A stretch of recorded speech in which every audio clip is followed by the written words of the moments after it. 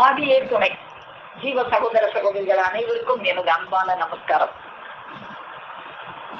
பழமை கலை கமலும் ஒளி ஒளிர்கின்ற நமது குல தெய்வம் பிரம்ம பிரகாச நெய்விழித்தாலை ஆண்டவர்களது பொற்பாதம் போற்றி பணிந்து நமஸ்கரித்து, நாம் சென்ற சபையில் நமது தேவகோமானவர்கள் நமக்கு அருளி தந்துள்ள வசந்தங்களில் ஒன்றாகிய யமபடர் அடிபடு கோடாயுதக்கூர் திருவாக்கியம் எண் 2 தொடர்ச்சியாக நாம அந்த வேதத்தை பழகி வரணும். வேதத்தை எழுத்தெழுத்தா படிக்கிறத விட அதை பழகி வந்தவங்கிட்ட போய் படிக்கிறதுனால வர்ற பலன், அந்த திருவாக்கியத்தை தான் நம்ம பார்த்தோம். வேதத்தை எழுத்தெழுத்தாய் படிக்கிறவனுக்கும் ஒரு கடையில் உள்ள ஜாமான்களின் பெயரை மட்டும் எழுதி படிக்கிறவனுக்கும் ஏதாவது வித்தியாசம் இருக்கா? அந்த திருவாக்கியத்தை தான் நம்ம பார்த்தோம். அப்போ இந்த நிலையில் தான் ஒரு கடைக்குள்ளே விட்டா கூட, அந்த கடையில என்னென்ன ஜாமான் கிடைக்கும்னு படிச்சிருப்போம், அந்த கடைக்குள்ள விட்டா கூட அந்த ஜாமான் எதுன்னு தெரியாது.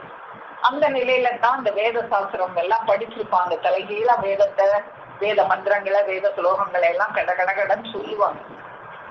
ஆனா அது போய் பொருந்தி கொள்ற இடத்துல பொருந்தி கொள்ளுமா? இதுதான் பொருந்தி கொள்ளாது. ஆனா நம்ம பெருமானவர்கள் அந்த வேதத்தை அவங்க படிக்கல, பழகினாங்க. பாட்டை பிரானவர்கள் கூடவே போய் 1 நாள் 2 நாள் இல்லை, எத்தனை ஆண்டு காலம் அவங்க அந்த வேதத்தை பழகி வந்தாங்க. அப்போ அந்த பழகிறது தான் நம்ம சொல்றது இந்த உலகத்துல பிராக்டிக்கல் நாலேஜ் அப்படின்னு சொல்லுவோம். தியரி வெறும் படிப்பு, ஏட்டு சுரக்காய் கறிக்கு உதவாதுன்னு ஒரு பழமொழி கூட சொல்லுவோம். வெறும் ஏட்டுல இருந்தா அது பயன் தராது, அது பழக்கத்துக்கு வரணும். அப்படி பழகி வந்திருக்கிறோம். அப்படி பழகிறவங்க போய் பழகிறது சுலபம் என்று தெரிகிறது அல்லவா என்ற இந்த திருவாக்கியத்தை தான் நாம சென்ற சபையில பகிர்ந்தோம். அப்போ இந்த மனிதன் மானிட சட்டை எடுத்ததுக்கு காரணமே அந்த கைலாச வாசலின் திருச்சன்னதி அடைந்து அவர்களுடைய திருவடி நிழல் போய் சேருவதற்காகத்தான் நாம இந்த மானிட சட்டை எடுத்தோம், வேற எதுக்காகவும் எடுக்கல. அப்போ அதுக்கு நாம என்ன செய்யணும்? அதுக்குண்டான காரியம் நாம என்ன செய்யணும்? அதுக்காகத்தான் இந்த உலகத்துல கோயில் குளங்கள் எல்லாமே கட்டி வச்சாங்க, நகலாக ஒண்ணு ஏற்படுத்தி வச்சாங்க. இந்த நகலை காட்டும் போது இந்த மனிதனுக்கு ஒரு அசலின் மேல ஒரு ஆசை வருகின்ற காரணத்துக்காகத்தான் நம்முடைய முன்னோர்கள் கோயில் குளம்லாம் கட்டி வச்சாங்க. ஆனா இந்த மனிதன் அந்த நகலே போதும் இருந்துடாமே. அதுதான் இன்னைக்கு பெருமானவர்கள் வெளிநாடாவில் நம்ம கல்வி செய்யும் போது இந்த நகலுக்கு இவ்வளவு ஒரு பிரம்மாண்டமான ஏற்பாடெல்லாம் செஞ்சாங்கன்னா, இந்த அசலை அடைவது எவ்வளவு ஒரு முக்கியமான காரியமாக இருந்தா இந்த நகலுக்கு இப்படி ஒரு பிரம்மாண்டமான ஏற்பாடு செஞ்சு வச்சிருப்பாங்கன்னு கொஞ்சம் யோசிச்சு பாரு, கொஞ்சம் மதியுடையவனா யோசிச்சு பாரு அப்படின்னு பெருமானவங்க அள்ளி செய்வாங்க. அதை யோசிக்கலைன்னா உனக்கு அறிவு இல்லைன்னு அர்த்தம். உனக்கு அறிவு எதுக்காக இறைவன் கொடுத்தாங்க, ஆசை எதுக்காக வச்சு கொடுத்தாங்க? இந்த அழிஞ்சு போற தேகத்துக்குள்ள இன்னொரு வைரமணி தேகம் இருக்கு, அந்த தேகத்தை பெற்றுக்கொள்ளணுங்கிற ஆசை இந்த மனிதனுக்கு வரணும் அப்படிங்கிறது தான் இந்த மனிதனுக்கு ஆசையை வச்சு படைச்சாங்க. அதுக்குண்டான அறிவு வேணுமே, அதுக்காகத்தான் அந்த தேகத்தை அடைவதற்காகத்தான் அறிவு மாணிக்கம் என்ற ஒரு பெரிய சொத்தை இந்த மனிதனுக்கு, வேற எந்த ஜீவராசிகளுக்கும் கொடுக்காத அந்த அறிவு மாணிக்கத்தை இந்த மனிதனுக்கு மட்டும் இறைவன் வழங்கி அருளினார்கள். அப்படி அருளிய இந்த மனிதன் செத்து போனானா? கேட்டாங்க பெருமானவர்கள், உங்க அப்பன் செத்தானா? எங்க நிரூபிப்பா போய முன்னால, அறிவோட தான் பேசுறியா? இந்த மரம் செத்துச்சுன்னு சொல்லி, இந்த மாடு செத்துச்சுன்னு சொல்லி, அதெல்லாம் செத்துச்சு. ஆனா இந்த மனிதன் என்னைக்குமே சாகிறது இல்லை. எங்கேயோ ஒரு இடத்துல இருக்கிறாங்கன்னு நினைச்சுதானே நம்ம வருடம் தீதி கொடுத்துட்டு இருக்கோம். அப்படிங்கறதெல்லாம் பெருமான் அவர்கள் இன்னைக்கு எடுத்தது செய்ததை நம்ம கேட்டோம். அப்போ அதை அடைவதற்கு நாம என்ன செய்யணும்? அந்த வைரமணி தேகத்தை அடைந்து அந்த பரமபதம், இந்த மனிதனுக்காகத்தான பரமபதம் படைக்க பெற்றது. 2 இருக்கே, பரமபதமும் இருக்கு, நரகமும் இருக்கு. பரமபதம் மனிதனுக்குன்னா அந்த ரௌரவாதி நரகம் யாருக்கு? இது அடையலைன்னா அது அப்போ இது அடைஞ்சு ஆக வேண்டியது எவ்வளவு ஒரு பெரிய கடமையாக இருக்கு இந்த மனிதனுக்கு. அதுக்கு உண்டான காரியம் நம்ம என்ன செய்யணும்னா வேதத்தை பழகணும். அது யார்கிட்ட பழகணும்? பழகியவரிடத்தில் போய் பழகணும். அப்படி பழகிறதுக்கு ஒரு 9 நவ லட்சணங்கள் பாகவத புராணம் என்கிற நூல்ல பிரகலாதன் அவர்கள் அங்க இருந்த தன்னுடைய சக மாணாக்கர்களுக்கெல்லாம் அவங்க போதிக்கிறதாக அந்த பாகவத புராணம் நூல்ல இருக்கிறத அதை நம்ம பார்த்தோம் சென்ற சபையில. நம்ம பெருமான் அவர்களும் இந்த நவ லட்சணங்களை பற்றி நமக்கு இந்த கவனம் பாயும் குளிகைகள் தேரவும், அந்த லவண மணிமந்திர ஔஷதம் கொள்ளவும், இந்த நவமணிப்பதி நாயகன் காப்பு அப்படின்னு நமக்கும் பெருமானவர்களும் இந்த நவமணிப்பதியை பத்தி சொல்லியிருக்காங்க. அதனால அந்த நவ லட்சணங்களை பத்தி நம்ம சென்ற சபையில பார்க்கும்போது அந்த நவ லட்சணங்கள் என்ன என்ன அப்படின்னு அந்த பாகவத புராணம் என்கிற நூல்ல அருளி செய்திருக்கிறத நம்ம பார்த்தோம். அது என்னவாக இருக்கு? அந்த 9 நவ லட்சணங்கள் வேதத்தை பழகுவதற்கான நவ லட்சணங்கள். அப்படிதான் படிப்படியா நம்ம பழகணும். அதுல முதல்ல பழக வேண்டியது ஸ்ரவணம். அந்த 9 என்ன என்ன அப்படின்னு பார்த்தோம். ஸ்ரவணம், கீர்த்தனம், ஸ்மரணம், பாத சேவனம், அர்ச்சனம், வந்தனம், தாஸ்யம், சக்கியம், ஆத்ம நிவேதனம் என்ற 9 படிமுறைகள். இப்படி படிப்படியாதான் ஏறி இந்த மனிதன் வேதத்தை பழகி அந்த கடைசி படிநிலையை அடைய முடியும் அப்படிங்கிறது. இந்த ஒன்னொன்ன பத்தியும் நம்ம பார்க்கும்போது இந்த சிரவணம் என்பது கேட்டல், கவனித்து கேட்டல். கவனமாய் கேள் மகனே. இந்த செவிச்சுவை வழியாக தான் ஜீவனுக்கு மெய்யுணர்ச்சி தைப்பது செவி வழியாகத்தான் அப்படின்னு நம்ம பெருமான் அவர்கள் எங்கெல்லாம் நமக்கு இந்த சிரவணம்ங்கிற முதல் படியை நம்ம செய்யணும். நீ முதல்ல செய்ய வேண்டியதே அந்த சிரவணம்ங்கிறதா நம்முடைய பெருமானவர்கள் நமக்கு நிறைய இடங்கள்ல கவனமாய் கேள் மகனே, செவி கதவை சாத்தி போடாத, நீ கேள் என் சொல்லை, ஆனதினாலே நீ கேள் என் சொல்லை, நீ கேட்டா மட்டும் போதும், உன்னை மெய்யாகவே உன்னை அந்த மெஞ்ஞானியாக ஆக்கவே நான் வந்திருக்கிறேன், அதற்காக நீ கேள் என் சொல்லை. கேட்கறது மட்டும் இல்ல, முதல்ல கேளு, அதுக்கப்புறம் படிப்படியா அடுத்த ஸ்டெப். என் சொற்படி பொருளாதவனாக ஆகிவிட்டால் நான் இதை மெய்யாகவே மெய்யாக்கி விடுவேன். அப்போ நம்ம என்ன செய்யணும்? முதல்ல கேட்கணும். அப்புறம் கேட்டதை எப்படியெல்லாம் பழகி வரணும், அந்த சொற்படி பொருளாம இருக்கிறதுக்கு எப்படியெல்லாம் பழகி வரணும். அதுக்கு அடுத்த படியாக கீர்த்தனம், அவர்களுடைய தோத்திர பாடல்களை எல்லாம் நம்ம பாடணும். இறைவனை தோத்தரித்து பாடணும். நன்றியுணர்வோட நம்ம நேற்று கூட பார்த்தோம். விஞ்ஞான சம்பந்த பெருமானவங்க காதலாகி கசிந்து கண்ணீர் மல்கி ஓதுவார் தம்மை நன்னெறி குவிப்பது வேதம் 4 மெய்ப்பொருளாவது நாதன் நாமம் நமச்சிவாயவே. அவங்களுடைய நாமத்தை நாம புகழ்ந்து புகழ்ந்து புகழ்ந்து புகழ்ந்து பாடிட்டே இருக்கோம். அதுக்குதான் நமக்கு இந்த நாவும் செவியும் கொடுக்கப்பட்டது, வேற எதுக்குமே இல்லை. அதுக்கு நாம தோத்திர பாடல் ஏற்ற வேண்டாம். நம்ம பெருமானவர்களே நமக்கு நீ கஷ்டப்பட வேண்டாம், உனக்கு எழுதவும் தெரியாது அப்படின்னு நமக்கு ராகரகமா விதவிதமான ராகத்துல எத்தனையோ பாடல்களை நமக்கு அருளி தெரிஞ்சு அதுக்கு ராகத்தையும் கற்பித்து கொடுத்து அந்த வழியிலையும் நம்மள வேதத்துல பழக்கி வர்றாங்க. அதுக்கப்புறம் 3வதாக ஸ்மரணம். ஒரு எழுத்துதான் வித்தியாசம், மரணம் என்பதற்கும் ஸ்மரணம் என்பதற்கும். ரெண்டும் மரணம் என்பதற்கு எதிர்ச்சொல்லாகதான் இந்த சமஸ்கிருதத்துல ஸ்மரணம் இருக்கு.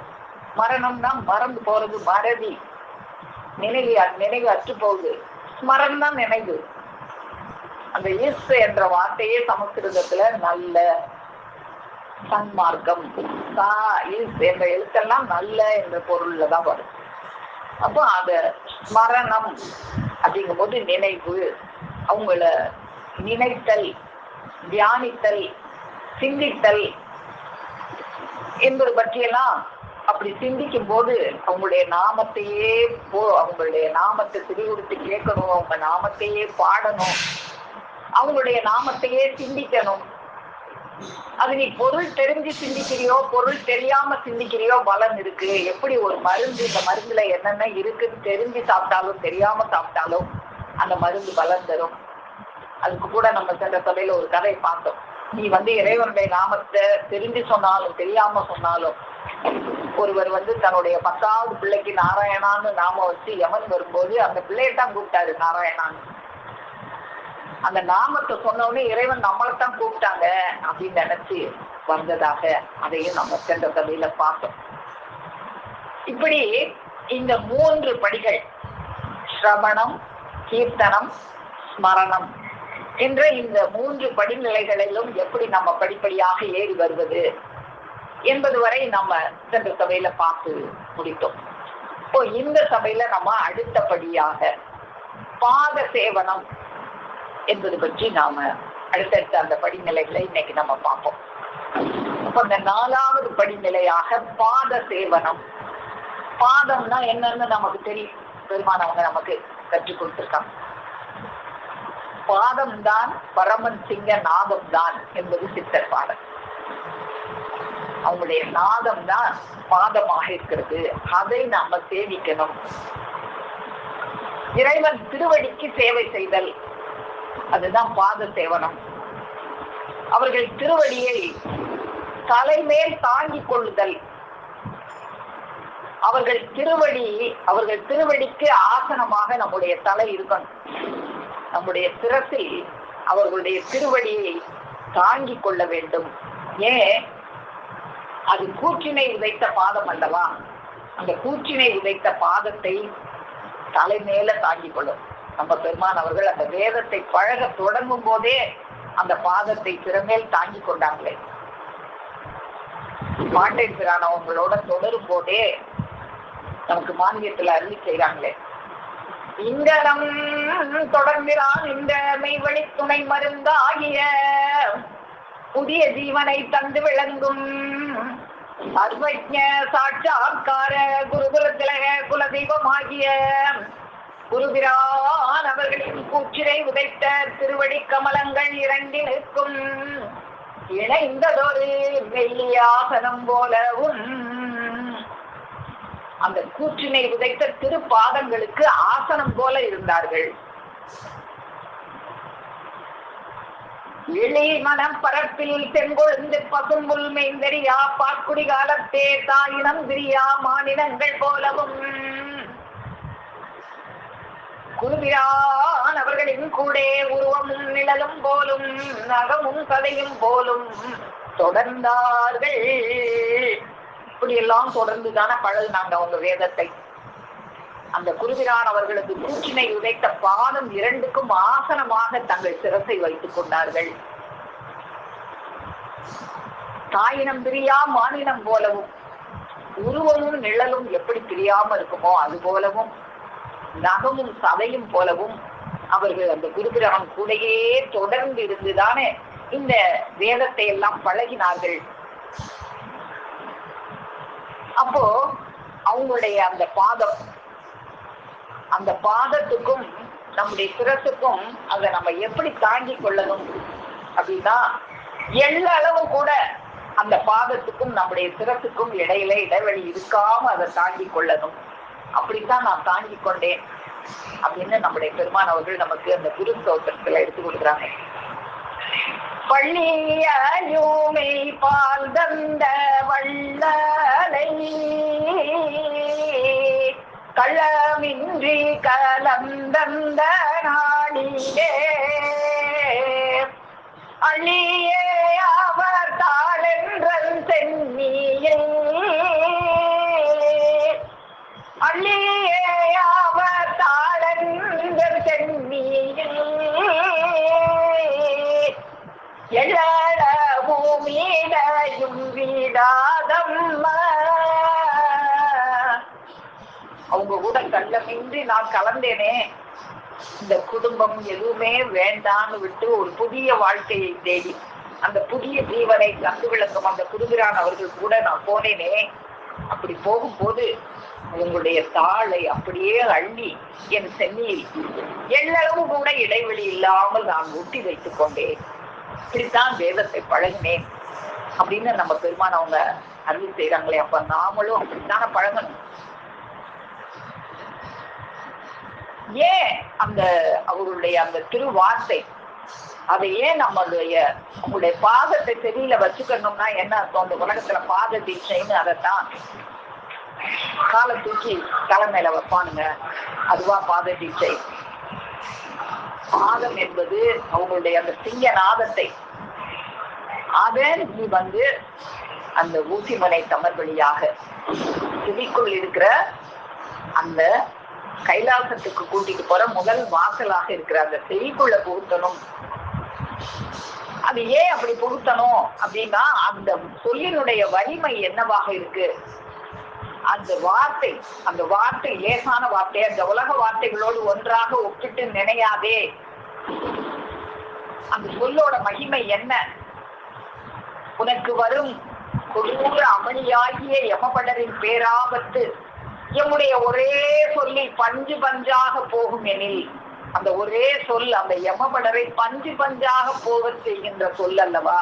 அப்ப அந்த சொல்லை எப்படி நம்ம சிரசுல பதித்து வைத்துக் கொள்ள வேண்டும்?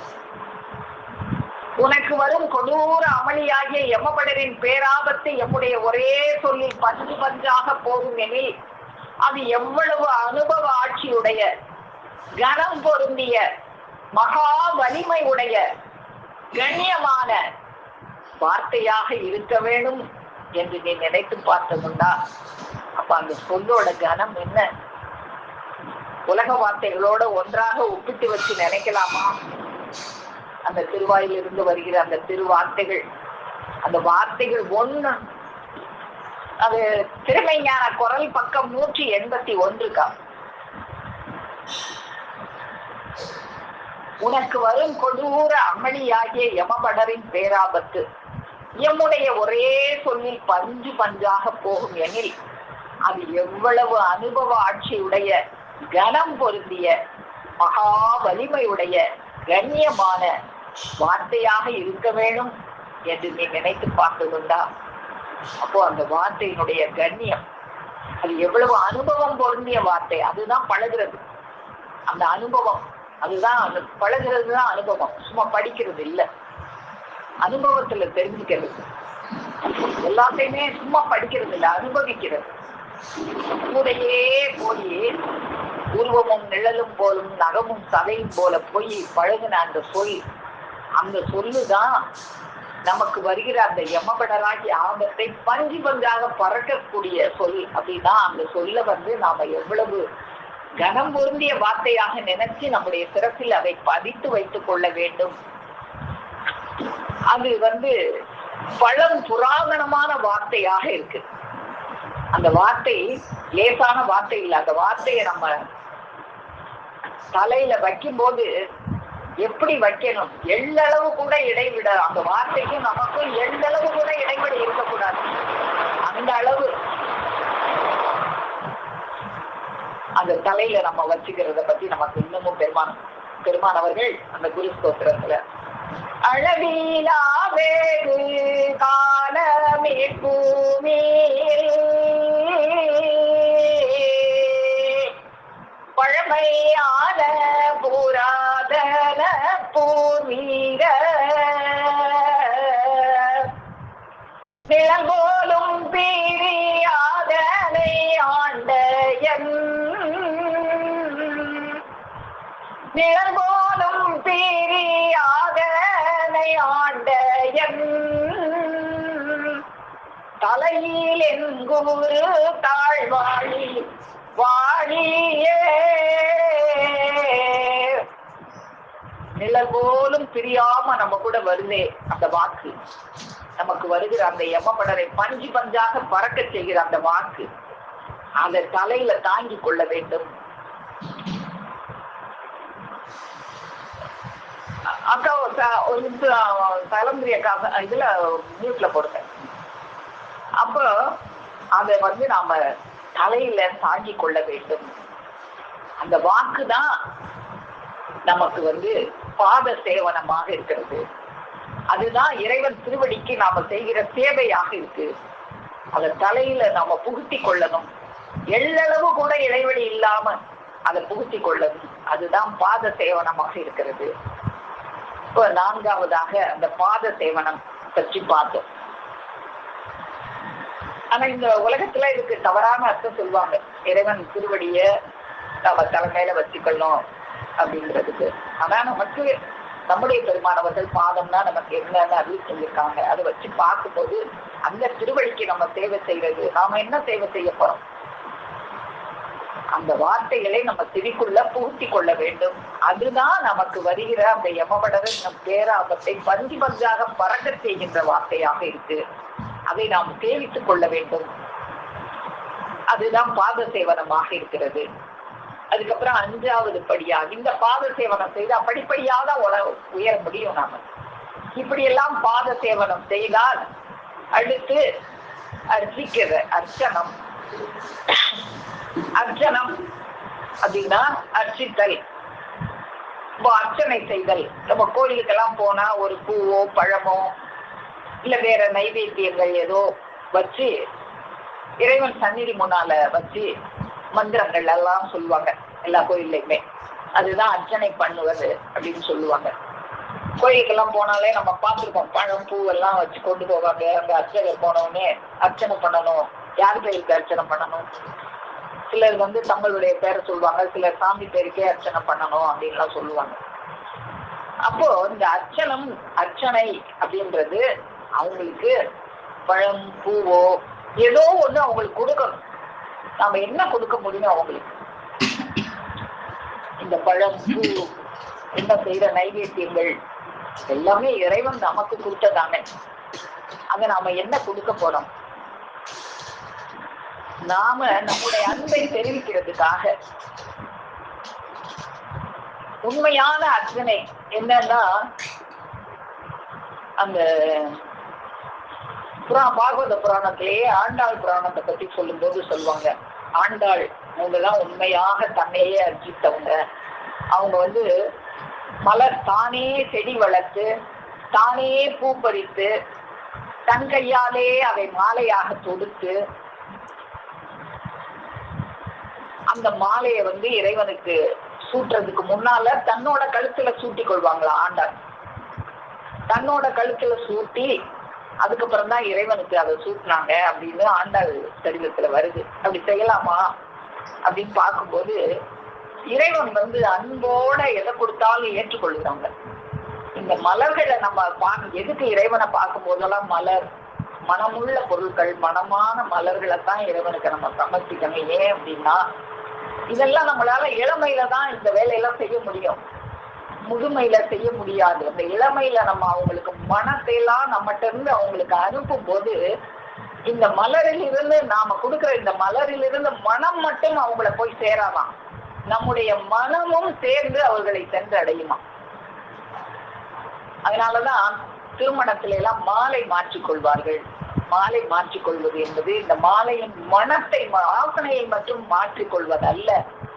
ஒருவர் 2 பேரும் ஒருவர் தங்களுடைய மனத்தை இன்னொருவருக்கு மாற்றிக் கொள்கிறார்கள் என்ற பொருள்படுதான் திருமணத்துல மாலை மாற்றுதல் தான் செய்கிறாங்க. அது போல நாம இறைவனுக்கு அந்த மலரோ மாலையோ சமர்ப்பிக்கும் போது நம்முடைய மனத்தை அவர்களுக்கு சமர்ப்பிக்கிறோம். அவங்க அந்த மலரில் உள்ள மனத்தை மட்டும் பெற்றுக்கொள்ளாம நம்முடைய மனத்தையும் அவர்கள் அதோடு பெற்றுக் கொள்ளுகிறார்கள். இந்த இளமையில நாம இந்த முடியும் போது இந்த காரியம் எல்லாம் செய்யும் போது நம்மளுக்கு முடியாம அந்த முதுமை வர்ற நேரத்துல, அந்த யமன் வந்த நேரத்துல இறைவன் அந்த வாசனையை மறக்கவே மாட்டாங்க. இவன் கொடுத்த மலர் வாசனை அல்லவா அது, அவனுக்கு அல்லவா இன்னைக்கு யமபடர் வந்திருக்கு, அவனை போய் காப்பாற்றணும்னு நீ அந்த கடைசி நேரத்துல உன் நினைவு மறந்தாலும் அவங்க நீ அனுப்பின அந்த மலர் வாடையை மறக்க மாட்டார்கள். அப்படி மறக்காம நம்மளை காப்பாற்ற வருவாங்கிறதுக்காகத்தான் நாம முடியும் போதெல்லாம், இந்த உடம்புல வலு இருக்கும் போதெல்லாம் மலர்களாலும் பாடல்களாலும் இதெல்லாம் எதுவும் முடியாட்டாலும் கண்ணீராலவாவது அவர்களை அர்ச்சித்து பாட வேண்டும். அதான் காதலாகி கசிந்து கண்ணீர் மல்கி அப்படின்னு ஞானசம்பந்த பெருமான் அவங்க அறிஞர்.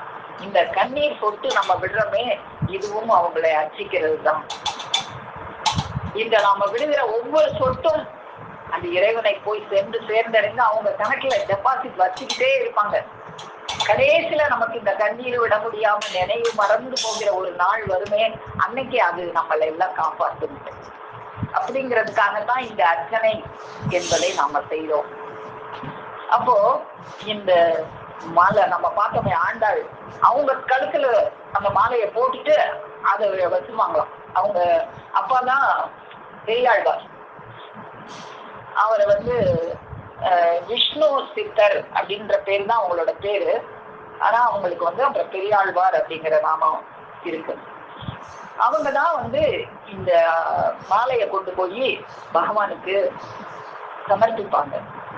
அவங்க சமர்ப்பிக்கிறதுக்கு முன்னால ஆண்டாள் இந்த மாலையை கழுத்துல போட்டு கண்ணாடியில அழகு பார்த்துட்டு அப்புறம் எடுத்து வச்சு வரலாம். இது தெரியாது பெரியாழ்வாருக்கு.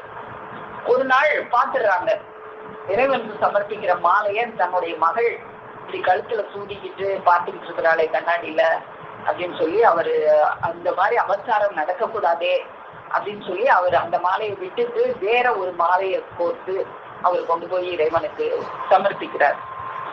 அன்று இறைவன் அவங்க கனவுல நீ இனிமே உன் மகள் சூடி கொடுத்த மாலையை தான் எனக்கு கொடுக்கணும், எனக்கு அந்த மாலை தான் பிடித்தமான மாலை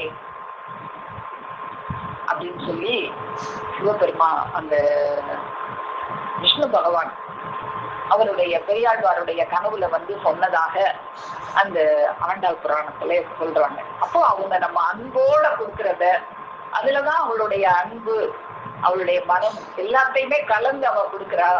எனக்கு அந்த மாலை தான் வேணும் அப்படின்னு விஷ்ணு பகவான் அவங்க கேட்டதாக சொல்லுவாங்க. அதே போல மனசால அர்ச்சித்து நாம அர்ச்சிக்கிறது தான் அர்ச்சனை செய்தல்.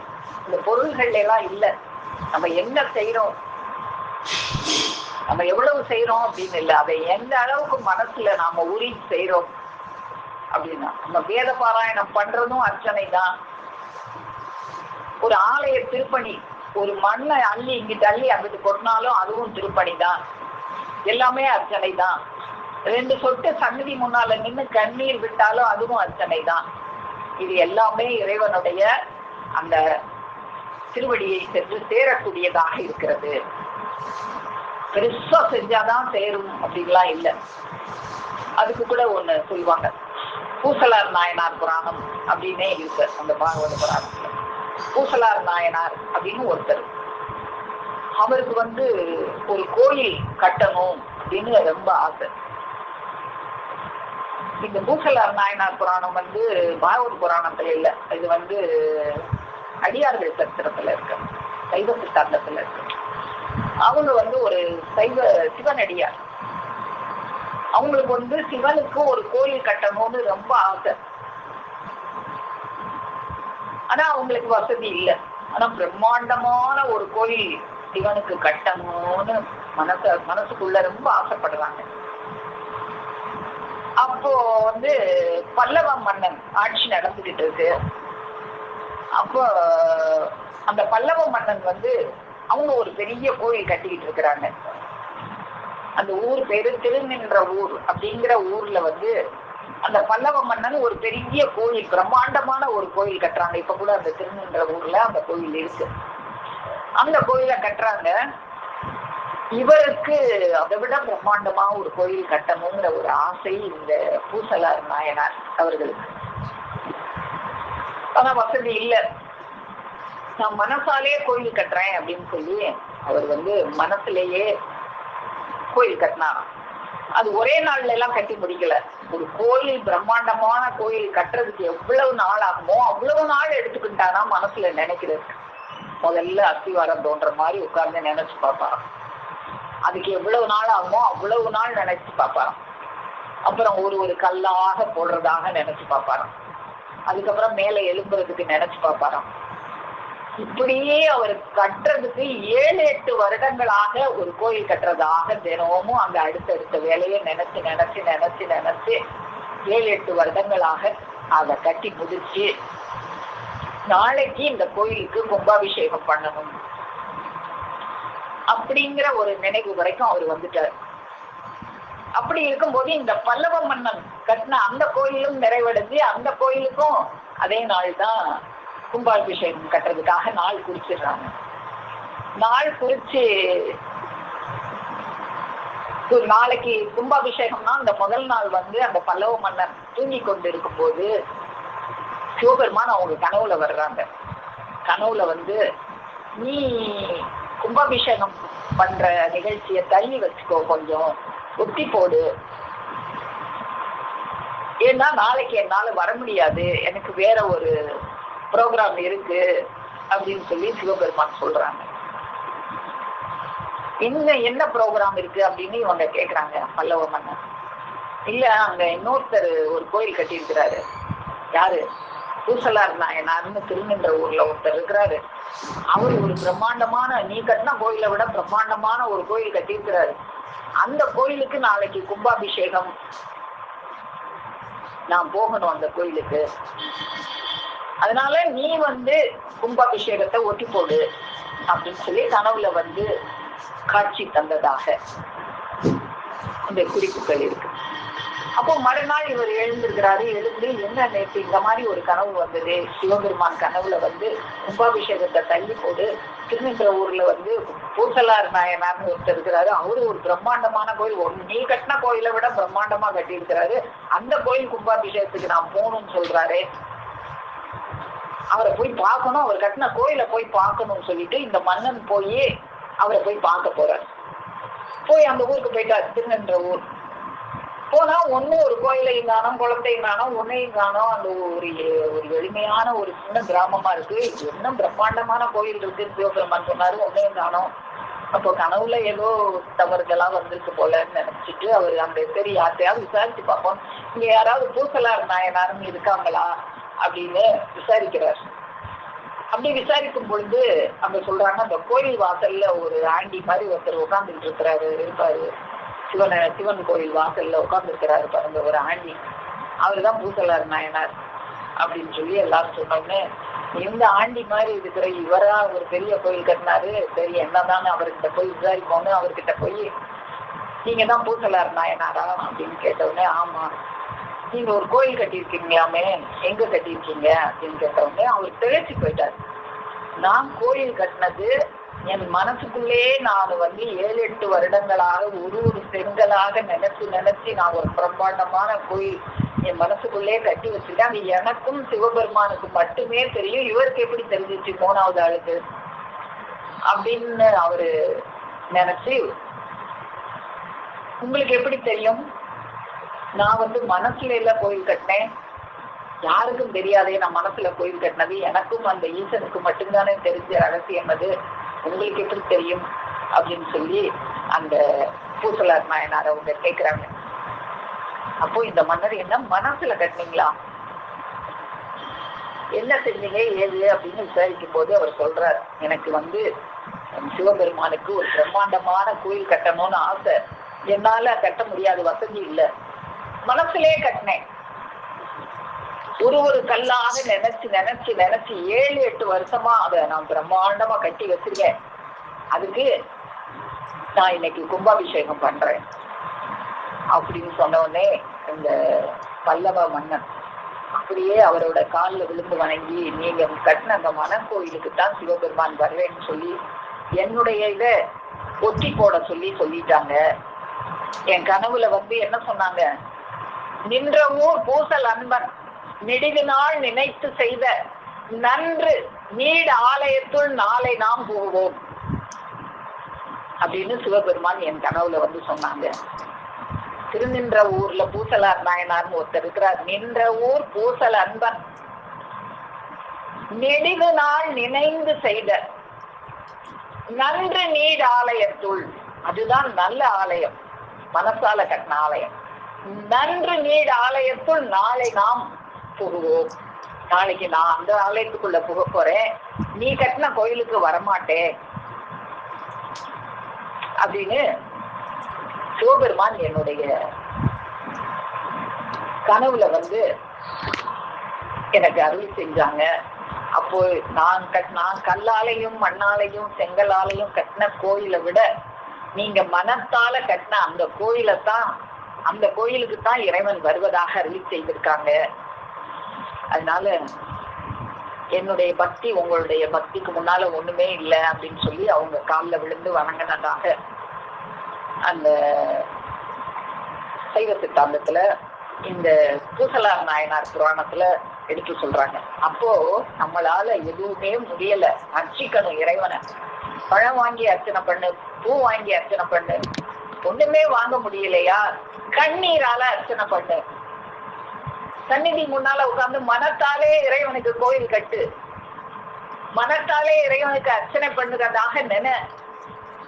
அதுவே இறைவனுக்கு செய்கிற பெரிய அர்ச்சனையாக இருக்கும் அப்படின்லாம் நமக்கு இந்த புராண கதைகள்லாம் எடுத்து காட்டுது. நம்முடைய பெருமானவங்களும் அதைத்தான் நமக்கு சொல்றாங்க. நீ படிக்கும் போதும் கண்ணீர் கத கத கதவென்று கொட்டணும். அவங்க செய்யற இந்த காரியம், நம்ம உயிருக்கு செய்யற அந்த உதவி, அது லேசானதா? அது என்ன கனமுடைய கண்ணியமான,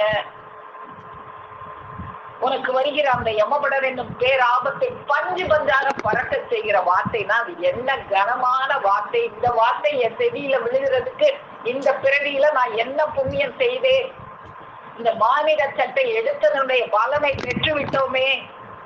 எத்தனை மக்கள் இதை பெறாத மக்கள் இந்த உலகத்துல இருக்காங்க. அது நமக்கு அந்த பாக்கியம் கிடைச்சிருச்சேன்னு நினைச்சு நினைச்சு நாம கண்ணீர் விட்டு அர்ச்சனை செய்வதுதான் இந்த அர்ச்சித்தலாக இருக்கிறது. அப்போ இந்த 5வதாக அர்ச்சனம் என்பதையும் நம்ம பார்த்தோம்.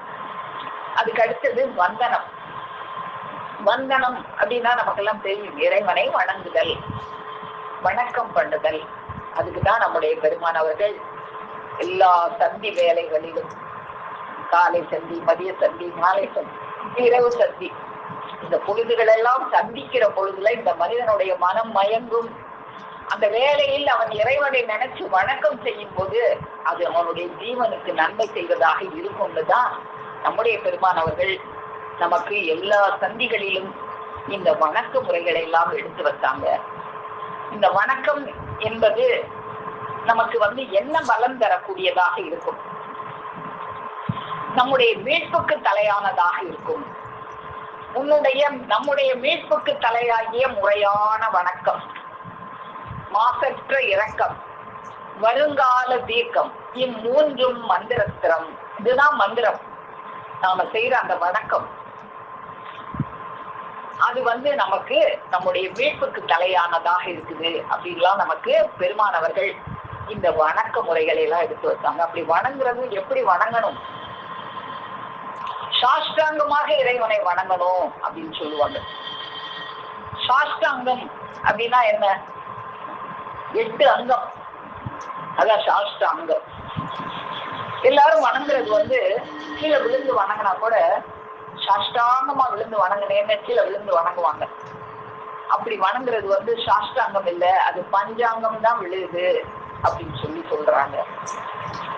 என்ன, அந்த பாகவத புராணத்திலே அந்த பிரகலாதன் அவங்க சொல்றாங்க, நீ கீழே விழுந்து வணங்கினா கூட 5 அங்கம் தான் விழுது, 2 காலு 2 கை சிறப்பு, அது மட்டும் கீழே விழுந்துச்சுன்னா அதுக்கு பேரு பஞ்சாங்கம் தான் கீழே விழுந்துச்சுன்னு அர்த்தம். அதோட உன்னுடைய மனம், உன்னுடைய புத்தி,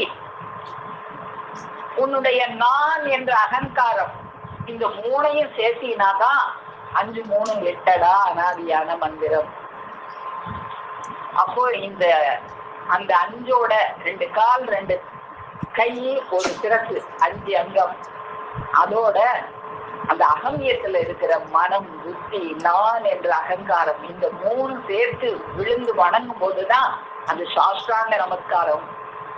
இந்த சாஷ்டாங்க நமஸ்காரம் செய்யும் போதுதான் பலன் கிடைக்கும். நீ மேலோட்டமா நானும் வணக்கத்துல கலந்துக்கிறேன் அப்படின்னு வணக்கத்துல உடம்ப வச்சுக்கிட்டு நினைவை எங்கேயோ வச்சுக்கிட்டா பலன் இல்லை. 2 நண்பர்கள் கோயிலுக்கு போகலான்னு போறாங்க. போற வழியில ஒரு உல்லாச விடுதி இருக்கு. ஒரு நண்பருக்கு உல்லாச விடுதிக்கு போக ஆசை வந்துருச்சு. அவர் அந்த உல்லாச விடுதிக்கு நான் போறேன், நீ கோயிலுக்கு போயிட்டு வான்னு சொல்லிட்டாரு. அவர் ஒருத்தர் கோயிலுக்கு போயிட்டாரு. இந்த கோயிலுக்கு போனவர் கோயிலே அவருடைய நினைவு இல்லை. அவன் நேரம் உல்லாச விடுதியில ஜாலியா என்ன செய்யறானோ தெரியலையே, நாம இந்த கோயில்ல மாட்டிக்கிட்டு நிற்கிறோமே, அவன் அங்க ஜாலியா இருப்பானேன்னு அங்கேயே நினைச்சுக்கிட்டு இருந்தான். அந்த உல்லாச விடுதியில இருக்கிறவரு, ஐயோ தெரியாதனமா இங்க வந்துட்டோமே, அவன் நேரம் கோயில போய் சாமி கும்பிட்டு பலனை எல்லாம் வாரி இருப்பானே, நான் போய் வீணாக்கிட்டேனே அப்படின்னு இவனுடைய இந்த உல்லாச விடுதியில இருந்தவனுடைய நினைவெல்லாம் ஆலயத்துல இருந்ததான். இந்த 2 பேர்ல இந்த உல்லாச விடுதியில இருந்தவனுக்கு தான் பலன் கிடைச்சுதான். ஏன்னா அவனுடைய நினைவு உல்லாச விடுதியில இல்ல, ஆலயத்துல இருந்து. ஆலயத்திலே இருந்தாலும் அவனுடைய நினைவு உல்லாச விடுதியில இருந்தது. அப்போ நம்ம நினைவு எங்க இருக்கு? அதுதான் இந்த சாஷ்டாங்க நமஸ்காரம். மனம், புத்தி, நான் என்னும் அகங்காரம் எல்லாமாக விழுந்துடணும் இறைவன் முன்னால. அப்படி விழுந்து நமஸ்காரம் பண்ணுவதுதான் இறைவனை வந்தனம் செய்வதாக இருக்கணும். அப்படித்தான் இறைவனை வந்தனம் செய்ய வேண்டும். அந்த வந்தனம் தான் பலன் தரும். அதுதான் நம்முடைய மீட்புக்கு காரணமுடைய முறையான வணக்கமாக இருக்கும். அப்போ இந்த வந்தனம் என்பது எப்படி இருக்கணுங்கிறத பார்த்தோம். அதுக்கப்புறம் தாசியம். தாசம் அப்படின்னாலே, தாசன் அப்படின்னாலே அடிமைன்னு அர்த்தம். இறைவனுக்கு அடிமையாக நாம இருக்கணும். அந்த ஆணவங்கிற எண்ணம் சிறிது அளவு கூட இருக்காம நாம் முழுக்க முழுக்க இறைவனுடைய அடிமை. நமக்கு எப்படி இந்த உடம்பு நம்முடைய ஜீவாத்மாவுக்கு ஒரு அடிமையாகத்தான் இந்த கருவி குலங்கள் எல்லாம் நமக்கு வேலை செஞ்சுக்கிட்டு இருக்கு. ஆனா நம்முடைய ஜீவாத்மா நமக்குள்ளாக இருக்கிற அந்த பரமாத்மாவுக்கு அடிமையாக வேலை செய்யணும். எப்படி இந்த தூளமானது உன்னுடைய ஜீவனுக்கு ஒரு அடிமையாக வேலை செஞ்சுக்கிட்டு இருக்கோ, அதுபோல உன்னுடைய அந்த ஜீவாத்மா அந்த பரமாத்மாவுக்கு அடிமையாக, தன்னை அடிமையாக நினைச்சு வேலை செய்யணும். அதுதான் நம்முடைய பெருமான். அவங்க அடிமையாகத்தான் பாட்டே இருக்கிறவன் அவங்க கூடயே இருந்தாங்க. அவங்க தங்களை பாட்டே பிரான் அவங்களுக்கு ஒரு அடிமையாகவே தான் நினைச்சாங்க. அவங்களோட கலந்த நாளை அரக்கர் வானவர் மனுக்கள் யாவரும் அலைந்தலை தின்னும் காணோனா ஆதிநாயக தேவ தேவனை அடிமை கண்டு கலந்த நாள். அரக்கர் வானவர் மனுக்கள் யாவரும் காண முடியாத அலைந்து அலைந்து இன்னும் காணோனா அந்த தேவனை அடிமையாகிய எனக்கு கிடைச்சிச்சே, நம்மளுக்கு கிடைச்சிச்சே, நாமெல்லாம் என்ன புண்ணியம் செஞ்சோம்?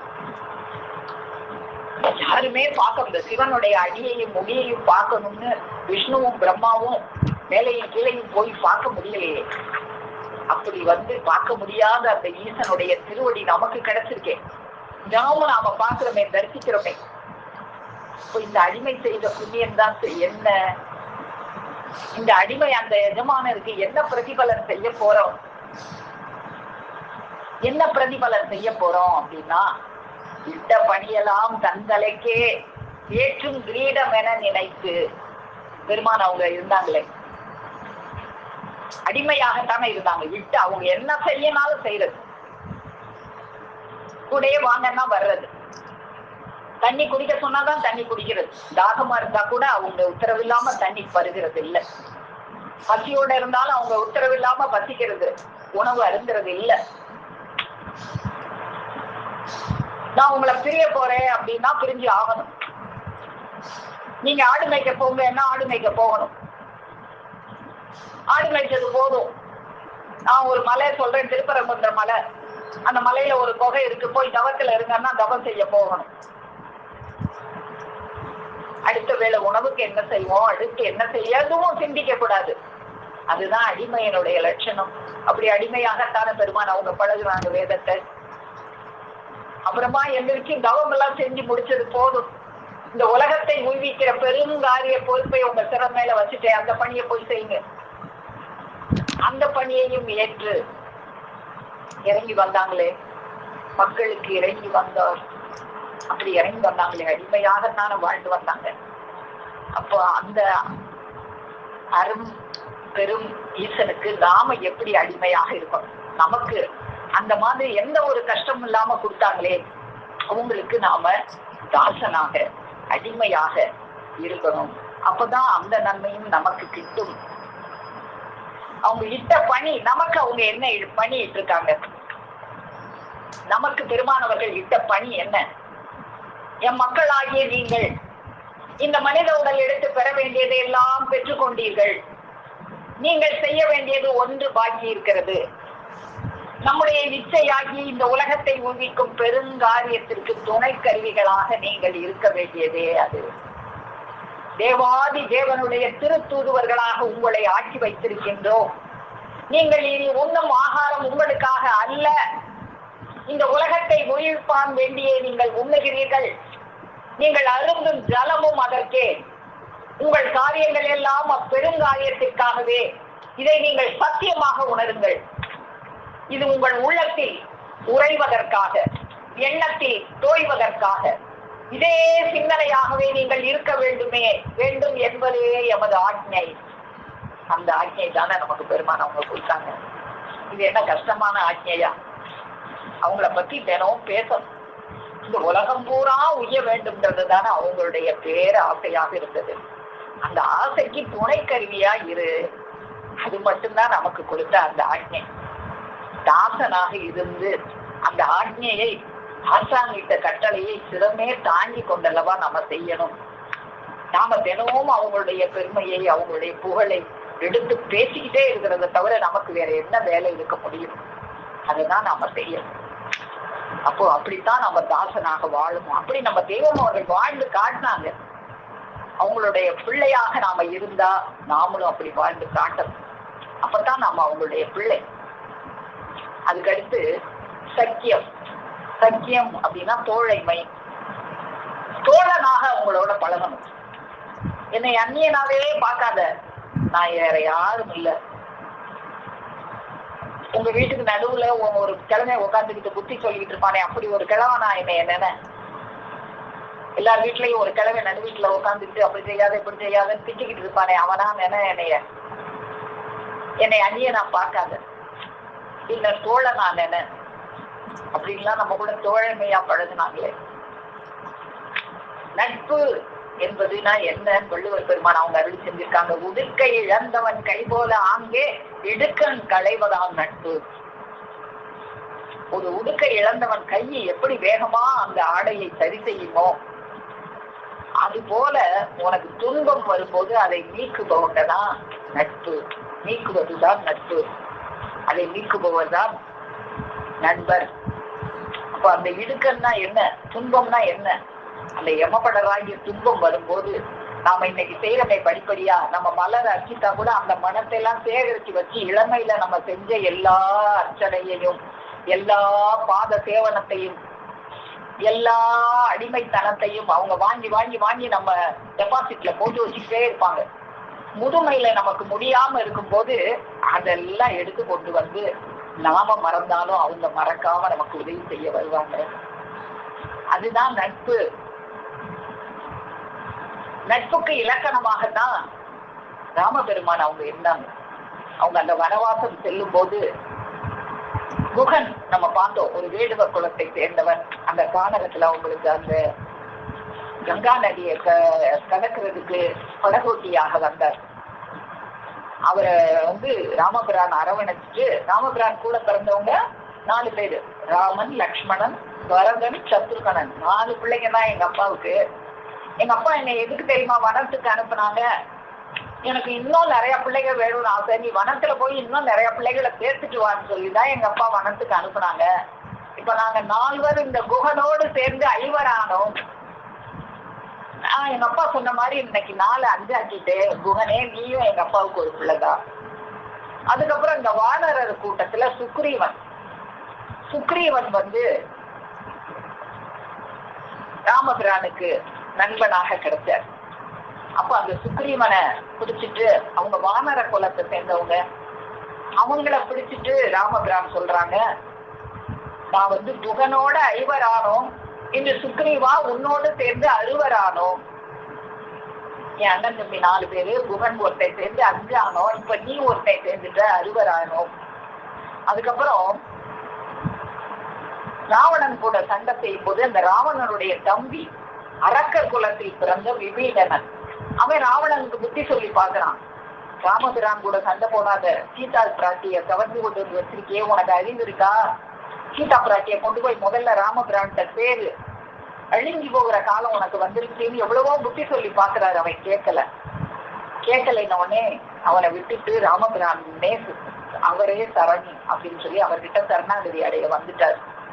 வந்து ராமபிரானே சரணாகதின்னு அவர்கிட்ட வந்து சரணாகதி அடையும் போது அவரையும் மற்றவங்க எல்லாம் அங்க இருக்கவங்க எல்லாம் சந்தேகமா இவன் அரக்கர் குலத்தை சேர்ந்தவனே அங்க இருந்து எதுக்கு வந்தான், இங்க வந்து ராமனுக்கு ஏதாவது கேடு செய்ய போறானான்னு எல்லாரும் பயப்படும் போது ராமபிரான் அவருடைய அந்த அன்பு மனத்தை புரிந்து கொண்டு அவரை அரவணைத்து, நாங்க 4வராக இருந்தோம், எங்க அப்பாவுக்கு குகனோடு சேர்த்து 5வரானோம், சுக்ரீவனோடு சேர்ந்து 6வரானோம், விபீடனா இன்று உன்னோடு சேர்ந்து 7வரானோம். இதை கண்டு உன் தந்தையாகிய தசரதன் மகிழ்ச்சி கொள்வார் அப்படின்னு விபீடன தன்னுடைய தந்தையை உன்னுடைய தந்தை அப்படின்னு சொல்றார். நுண் தந்தை மகிழ்வார் இதை கண்டு அப்படின்னு சொல்லி அவர் அந்த விபீடன அரக்கர் குலத்தில் இருக்கிறவரையும் அந்த வானர குலத்தில் இருந்த சுக்ரீவனையும் அந்த வேடுவ குலத்தை சேர்ந்த குகனையும் தன்னுடைய சகோதரர்களாக அரவணைத்துக் கொண்டார். அவர் அப்படி 7வராகத்தான் ஆனார். ஆனா நம்முடைய தெய்வம் இன்னைக்கு பல்லாயிரக்கணக்கான மக்களை தம்முடைய தோழர்களாக அரவணைத்துக் கொண்டு இன்னும் வர்ற இந்த உலக மக்களை எல்லாம் அரவணைத்துக் கொள்வதற்காக அதுக்காக தூதர்களாக நம்மளையும் ஆக்கி வச்சு இந்த கலிகாலத்துல எல்லாருக்கும் இனிய தோழராக நம்முடைய பெருமானவர்கள் வந்து அவதாரம் செய்தார்கள். அதுவே சங்கியமாக இருக்கிறது, தோழமையாக இருக்கிறது.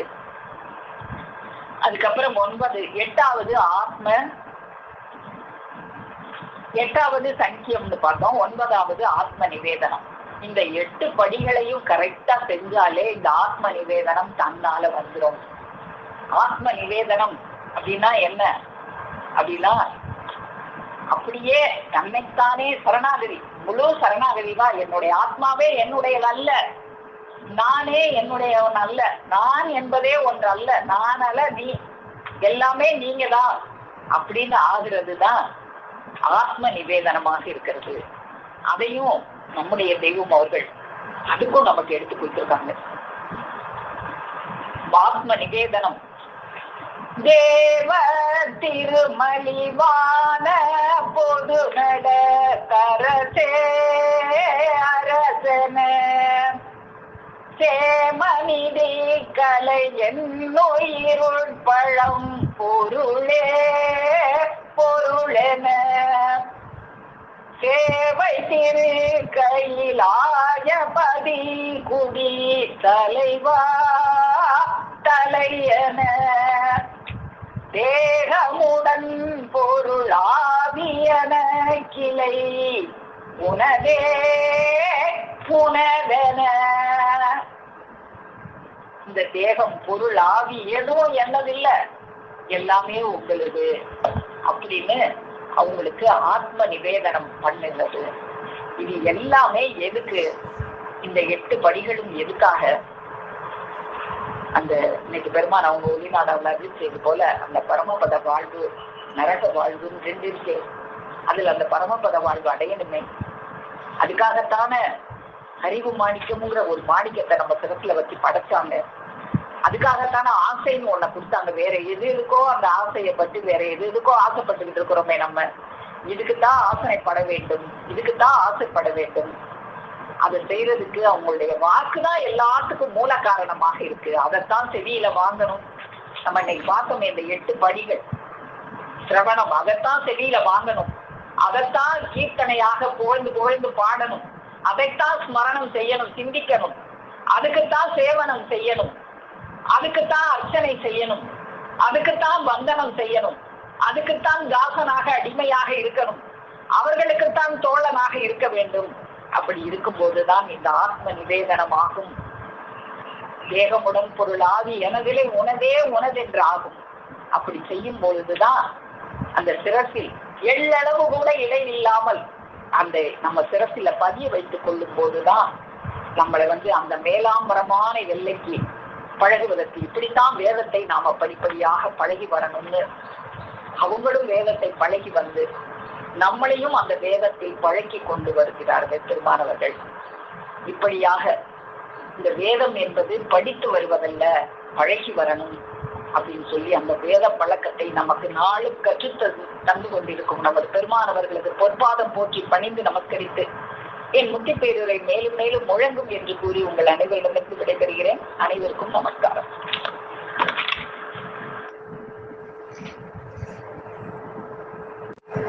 ஜீவ சகோதரி சாலை சலந்தரி அக்கா அவர்கள்.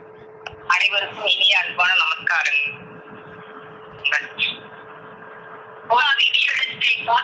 நல்ல மதியத்தை அழுத்தி பதிப்பிக்கின்ற சிவராஜன் பிரம்மபிரகாச மெய்வழி நாயாண்டவர்களை வணங்கி அனைவருக்கும் நமஸ்காரம். இன்று ஒளிநாடா திருவசனத்துல தெய்வம் நகல் அசல்.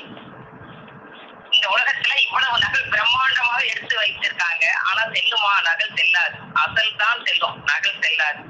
கொஞ்சம் மதி உடையவர்களுக்கு நல்லா தெரியும் அசல் தான் செல்லும், நகல் செல்லாதுன்னு. அவன் அந்த சிந்திச்சு பார்க்காதனால இப்ப நகலையே பண்ணிக்கிட்டு இருக்காங்க. அந்த மதி இல்லாதனாலதான் நகலையே வணங்கிக்கிட்டு இருக்காங்க. அந்த மதி உடையவர்கள் மதியை புடிச்சுக்கிட்டாங்க, அசலானதை புடிச்சுக்கிட்டாங்க. மதி உடையவர்களுக்கு நல்லா தெரியும் அசல் இறைவன் உன்னை சாக படைக்கவில்லை. அப்ப எல்லாருக்கும் தெய்வம் திருவாக்கியத்துல உத்தரவு பண்ணுவாங்க, விஷத்தை ஊத்திட்டாங்க, செத்த பின்னாடி ஒண்ணுமே இல்ல, அதான் வாழ்க்கை முடிஞ்சிருச்சுங்கிற மாதிரி விஷத்தை ஊத்திட்டாங்க. இல்ல, அப்புறம் தான் ஒரு வாழ்க்கை இருக்கு. அப்ப தெய்வம் கேட்கிறாங்க, இறைவன் உன்னை சாக படைக்கவில்லை, உன் தகப்பன் செத்து போனானா என்று சொல்றியா நீ அப்படின்னு கேட்கிறேன். நல்ல மதி இருந்துதான் சொல்றியா? இப்ப பாரு, அப்படி சொல்லுவியான்னு இப்ப பாரு, நான் உனக்கு விளக்கம் கொடுக்குறேன் அப்படின்னு தெய்வம் உத்தரவு பண்றாங்க. புலி இருந்து செத்து போச்சு, மரம் இருந்து செத்து போச்சு, அந்த பாம்பு இருந்து செத்து போச்சு. அது மாதிரி உன் தகப்பன் செத்து போனாங்களா? அப்படி செத்து போனா ஏன் ஒரு நாள் இரவுல உங்க தாய் இருக்க மாட்டேங்கிறாப்ல? தாய் பயப்படுறா. உன் தகப்பன் செத்தா உன் தாய் ஏன் பயப்படுறா அப்படின்னு கேட்க உத்தரவு பண்றாங்க. புலி பாம்புலாம் உனக்கு நேசமா இல்ல, விரோதமா இருந்துச்சு. ஆனா செத்தப்புங்க நீ போய் பாக்குற. ஆனா உன் தாய் தந்தை எல்லாமே ஒரு நேசமா பிரியமா எல்லாமே இருந்தாங்க. ஆனா செத்து போனா ஏன் பயம் வருது? அப்ப அந்த பரமபதத்தை கைப்பற்றல, அதனாலதான் ஒரு பயம் வருது. அப்ப ஏன்னா ஒரு கோரமான தூளத்தை அவங்க எடுத்துக்கிட்டாங்க, பிரணவ தூளத்தை எடுக்கல. அந்த கோரமான தூளம் எவ்வளவு நாளைக்கு? பக்கத்துல அனந்தர்கள் கற்பாந்த கோடிங்கிறாங்க. தெய்வம் எண்ணிருந்த கோடி காலம், அவ்வளவு காலம் அந்த கோர தூளை எடுத்த தண்டனை எண்ணிருந்த கோடி காலம் இருக்கு. அப்ப வீட்டுக்கு வரக்கூடாதுன்னு தடங்கள் எல்லாம் பண்ணி வைக்கிற. அப்புறம் எதுக்கு அங்க போற? அவ்வளவு தூரம் நெடுங்காலம் எதுக்கு போற அப்படின்னா அந்த ரவரவாதி நரகத்துக்கு நீ அடையதான் போற. உனக்குள்ள ஒரு வைர தூளம் தந்திருக்கிறேன், அதுக்குத்தான் அந்த ஆசையெல்லாம் வச்சு படைச்சது. அழியாத தூளத்தை பெறுவதற்குத்தான் அந்த ஆசையை வச்சு படைச்சது. ஆனா நீ அழிந்து போகிறதுல செலவழிச்சுக்கிட்டு இருக்க அப்படிங்கறத நீ தெய்வம் திருவாக்கியத்துல இருந்து நம்ம கேட்டோம். அக்கா இன்னைக்கு நவ லட்சணத்தை பத்தி எடுத்து இன்னைக்கு சிறப்பா எடுத்து வழங்கினாங்க. அதுல இந்த மாலை, பூ மாலை, பாமாலையை பற்றி பூ மட்டும் மாலையா போடல, மனத்தையும் கொடுத்து மாலையா போடுறாங்கிறது சிறப்பா இருந்துச்சுக்கா.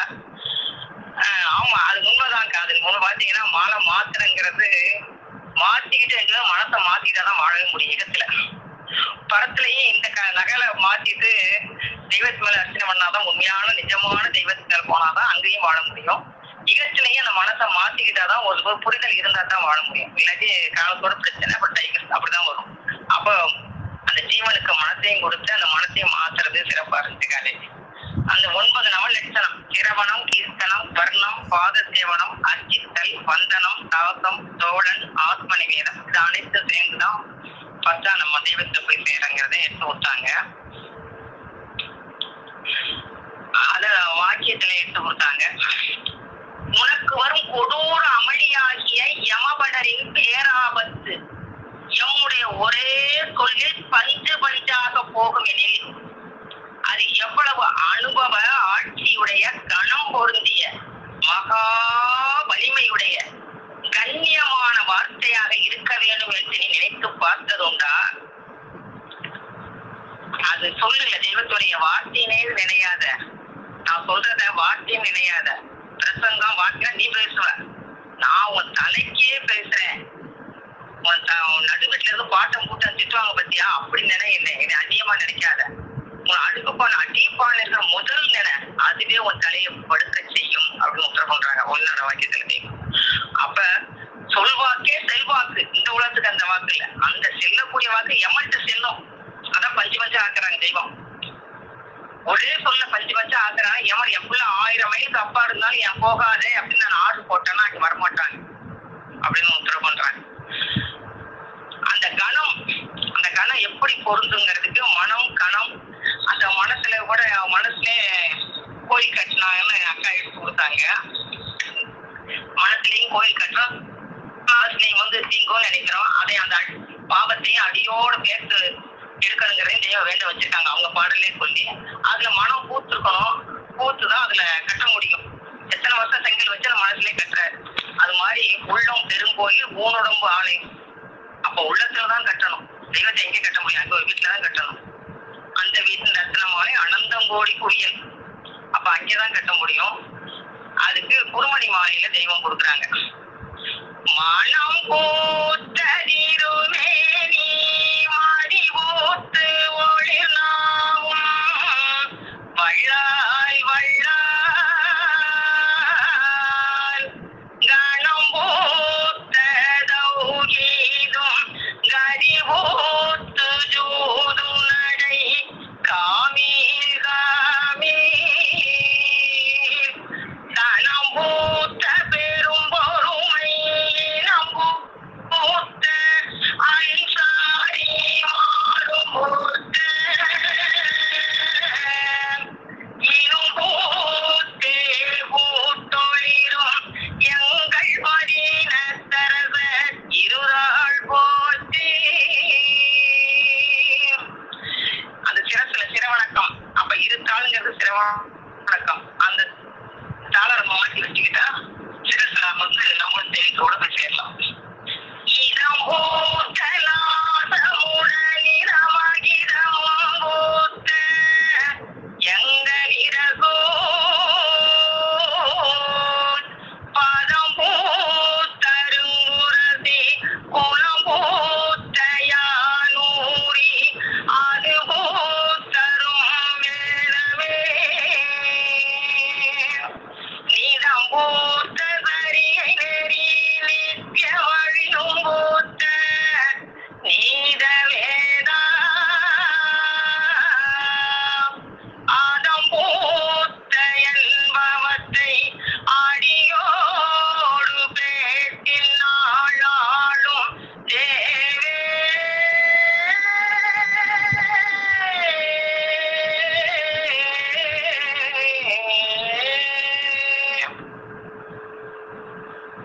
அப்ப அந்த மனசுல போய் பூத்து எல்லாரும் நின்றோம்னா நம்மளோட பாவத்தை எல்லாம் தெய்வம் அடியோட பேசி இருந்துட்டு அவங்கள்ட்ட கூட்டி வச்சுக்குவாங்க.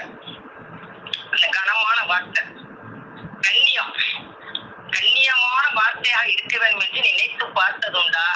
அப்ப தெய்வம் ஒளிநாட வாக்கியத்துல பாட்டையாம தெய்வம் உத்தரவு பண்றாங்க. நான் இவ்வளவு சொல்றேன், எல்லாரும் சிறப்பிச்சு கூப்பிடுறாங்க, இவ்வளவு சொல்றேன், அது ஒரு கண்ணியமா எடுத்துக்காம நக்கலா சிரிக்கிறாங்க. அடுத்த கேள்வியில உங்களை மடக்கிடணும் அப்படின்னு நினைக்கிறாங்க தெய்வம். இப்படி உத்தரவு பண்றாங்க. நான் சொல்றேன் ஒரு கண்ணியமா எடுத்துக்கிறாம நம்ம வீட்டு கஞ்சிக்கு வந்தாங்க, பார்த்தா ஏழத்தனமா இருக்கு, கண்ணியமா எடுத்துக்காம நக்கலா சிரிக்கிறாங்க. அடுத்த இதுல அவங்களை மடக்கிடுவோம் அப்படின்னு நான் நினைச்சேன். ஆனா அவங்க கேட்டதை பார்த்தா எனக்கு அப்படியே ரத்தம் உறைஞ்சு போயிடுச்சு. அப்படி நிமிஷம் இந்த கல்வி இறங்கிடுச்சுங்கிறாங்க. அந்த பாட்டில கேட்டதுக்கு அந்த மாதிரி ஆயிடுச்சுன்னு உத்தரவு பண்றாங்க. அப்ப அந்த மாதிரி எவ்வளவு கண்ணியமா கடன் கொண்டு நம்ம தெய்வத்துடைய வார்த்தை வாக்கியத்தை கேட்கணும். வார்த்தையை நினைக்க கூடாது. அவங்க உயிருக்கான ஆணி வேணும். தெய்வம் கொடுத்திருக்கிறது நம்மளுக்கு வாக்கு. வாக்கான வாக்கு வலுவாக்கு, செல்வாக்கு. அப்படியேப்பட்ட வாக்க நம்ம கனம் கொண்டு நினைக்கணும் அப்படின்னு எடுத்து கொடுக்குறாங்க. அந்த மெய்வாழின் பெருமிதத்தை சொல்ல வார்த்தைகளே இல்லை, வார்த்தையே இல்லை. இந்த பூலோக வாழ்வு ஒரு பூனை ரோமத்தை போன்ற அற்ப வாழ்வு. இதற்காக இவன் தன் ஆயுளெல்லாம் பாடுபட்டு வீணாக போகிறான். நேற்று வாக்கியம் படிச்சாங்க. பூனைக்குட்டி மாறி குரங்கு மாறி மற்கடனாய மாற்றாள நாய். அப்ப பூனைக்குட்டி மாறி தப்பிக்கிறியா, குரங்குட்டி மாறி புடிச்சுக்கிறியா? அப்ப நீ விட்டபடியே நான் காண்பதெல்லாம் நானும் என் நாதாந்த நாதா. சரணாகதி அடைஞ்சிட்டோம்னா நம்ம தப்பிக்கலாம். இந்த அழிவுலக வாழ்வில் பாடும் தேட்டமும் விரிந்து மிகவும் பெருகி போனதால் இவன் கண்களுக்கு ஞான பீடங்கள் புலப்படுவதில்லை. நியாயமாக பார்த்தால் இப்படி அவர்களுக்கு போய்விட்ட இந்த துச்சனின் முகத்தை அந்த ஞான தாதாக்கள் ஏறிட்டு பார்க்கலாமா? பார்க்க கூடாது. ஆனால் நாம் அவன் வழிவந்த உங்களை ஏறிட்டு பார்த்து பயிர் பண்ணி அழைத்து அனைத்து இந்த அழியா மெய்வழியில் ஆக்கினோம். ஒவ்வொருவருக்கும் வேறு வேறாக தக்கபடி இறங்கி வந்து நின்று பொய் வேடம் போட்டு பயிர் பண்ணி அதை இஷ்டபிரங்க செய்து யமபரனின் அச்சத்தினை கிளப்பி தடவி சந்நிதி இடித்து வினாவிடையின் மூலமாக மனித மேம்பாட்டினை தூண்டி வித்தை அவித்தை என்னும் எழுச்சியினை பதித்து எங்கள் ஜீவேசையற்ற சீர் நாட்டுவான் வேண்டி. அப்ப பயிர் பண்ணி பொய் வேடம் போட்டுதான் நம்மளை தெய்வம் அழைக்கிறாங்க. ஒவ்வொருத்தருக்கும் எந்த அருவத்தை நம்ம இருக்கிறோமோ அந்த ஜீவன் எப்படி இருக்கும் அந்த ஜீவனுக்கு தகுந்த மாதிரி அவங்க இறங்கி வந்துதான் பயிர் பண்ணி நம்மளை அழைச்சிருக்காங்க. பயிர் பண்ணி அழைத்து அனைத்து இந்த அழியா மெய்வழியில் ஆக்கினோம். தான் பெற்ற பிள்ளை ஒரு முண்டியாகவே இருந்தாலும் ஒரு தாயரை எழுத்து முத்தம் கொடுப்பது போல நடந்து கொண்டோம். இல்லை என்றால் உங்கள் கதி என்ன? நம்ம கதி என்னவா இருக்கும்? தெய்வம் கிடைக்கலைன்னா நம்ம கதி என்னவா இருக்கும் அப்படிங்கிற தெய்வம் தேடுவோட தெரியும் கொடுக்குறாங்க.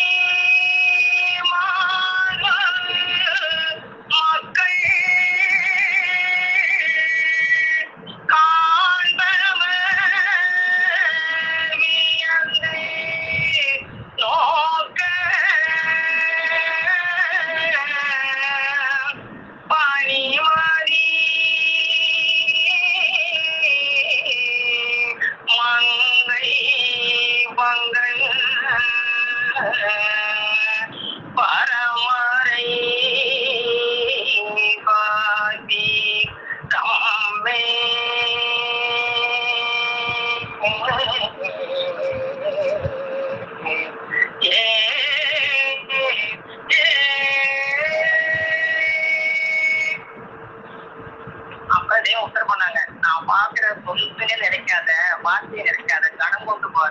அப்ப அவங்க சொல்லு சத்திய சொல்லு, சத்திய வாக்கியம். அப்ப அதுல எதுவும் மாற்றம் கிடையாதுங்கிறது தெய்வம் பாடல் கொடுக்குறாங்க. அது மாறாது, அஞ்சும் என்றும் என்றும் மாறாது. தெய்வ திருமொழி வசனத்துல கூட ஏதோ அவங்க திருவாய்க்கம் பிறந்த கிருஷ்கையில பிரசவங்கிற வாக்கியத்துக்கு யாரோ அனந்தர் மாமா சொல்றாங்க, வடமொழியில வருது, பிரசவங்கிறது வடமொழியில வருதுன்னு சொல்றாங்க. அதுக்கு தெய்வம் வடமொழியும் இல்ல கிடமொழியும் இல்ல, நான் வேற வழியில போயிருந்தேன், நான் இதுக்கு புடிச்சு இழுத்துட்டேன் அப்படின்னு சொல்லி இதுக்கு மாறிக்கணும். அப்ப இறைவனானவன் அன்னைக்கு ஒண்ணு சொன்னாங்க, இன்னைக்கு ஒண்ணு சொன்னாங்கன்னு கிடையாது. என்றும் மாறாதவன். அன்றைக்கு என்ன சொன்னாங்களோ அதான் இன்னைக்கு, முக்காலமும் என்றும் இன்றும் என்றும் மாறாதவங்கிறத அந்த வாக்கியத்துல கொடுத்தாங்க தெய்வம். அதே மாதிரி இங்கேயும் உத்தரவு பண்றாங்க, அம்மே வானலோகம் பூலோகம் எல்லாம் தலைகீழாக மாறிவிட்டாலும் சந்திர சூரியால் எல்லாம் நிலை மாறி அவர்களுடைய திசையானது தென்வடலாக மாறிவிட்டாலும் ஆகாய மண்டலத்தில் உள்ள தாரகா கணங்களாகிய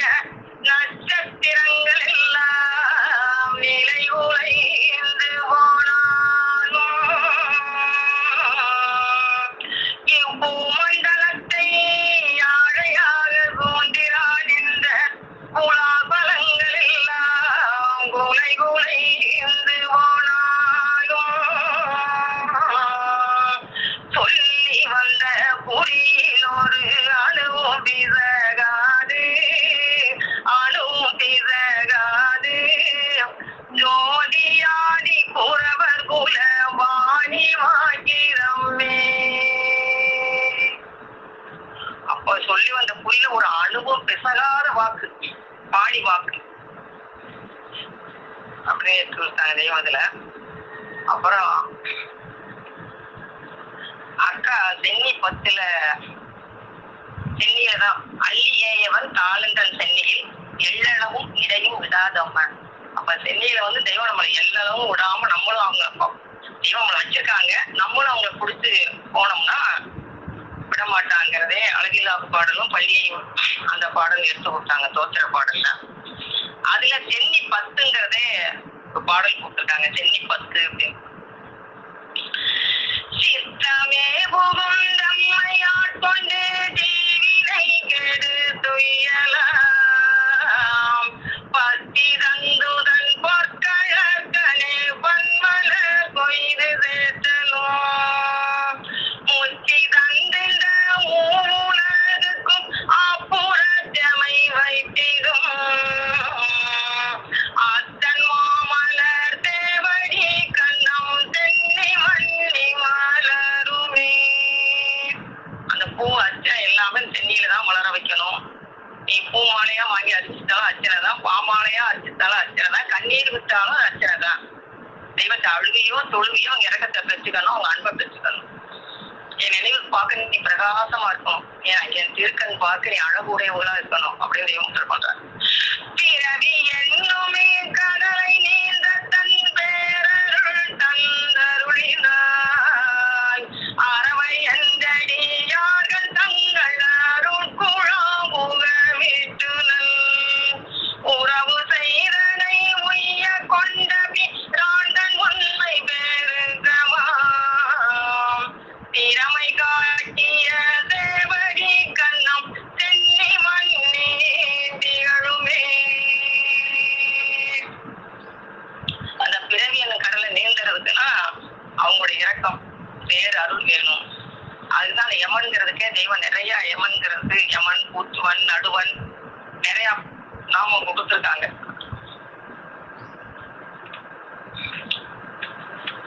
அப்புறம் அந்த அரக்கரை எடுத்து விட்டாங்க. அடிமையா இருந்து எப்படியும் அடிமையாகணும், ஆணவத்தில் இருக்கக்கூடாது. தெய்வத்துக்கிட்ட அடிமையா இருந்தோம்னா அது தெய்வம் உத்தரவு பண்றாங்க. நான் என் ஐயன்ட்ட நான் தோத்தேன், முன்னாடி எனக்கு ஜெயம் கிடைச்சிச்சு, அது மாதிரி நீ என்கிட்ட தோத்து போ, உனக்கு ஜெயம், அடிமையா இரு. அரக்கர் வானவர் மனுக்கள் யாவரும் அலைந்தலை நின்னும் காணோனா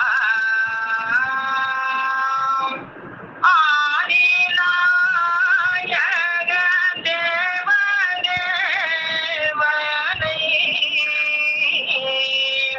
அடிமை கண்டு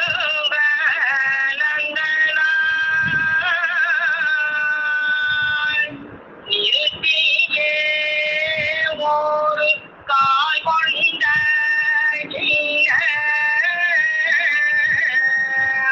நீண்ட காவலும் தோழித்த